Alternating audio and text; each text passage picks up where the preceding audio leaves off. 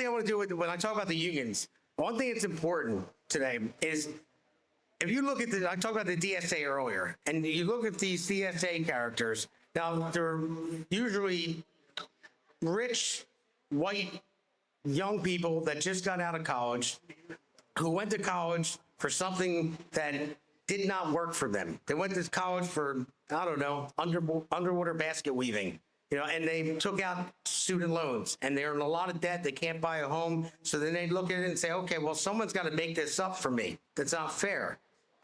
They don't think about merit. They want the government to run their life for them.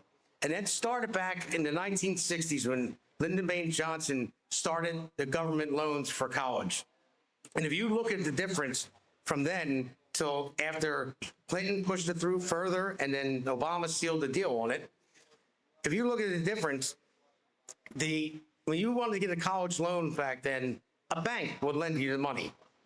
So they would assess risk, just like you buying a house, buying a car, and all that. Once it changed in the government, then the government reaches in your pocket and gives them a student loan for whatever they want to go for. You can go to college for the rest of your life, as long as you just keep going and keep taking out the loans.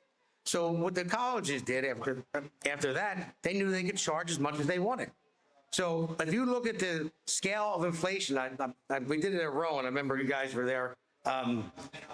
Inflation steady up, going up until it hit Carter and then Biden, and they went straight up. But you look at the college tuition, it skyrocketed after it became government loans because no one was assessed as a risk. It was just, you want to reach into your pocket, give this money to this kid because college is the way to go. Well, as of right now, it doesn't look like that because all these kids are getting indoctrinated in college. If you want to go to college, but go for something that's going to pay you when you get out. So the trades are important.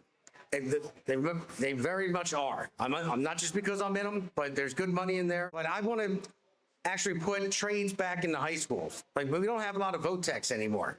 So if we have VOTECs, say the carpenters, electricians, plumbers, whatever it may be, if they start out in high school, say sophomore year, it's like picking a language, whether you're going to pick English or French or whatever it's going to be, but you can pick a trade.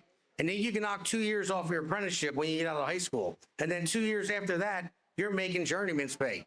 And you're making $100,000 a year right out of high school, 2 years out of high school with no debt, zero debt.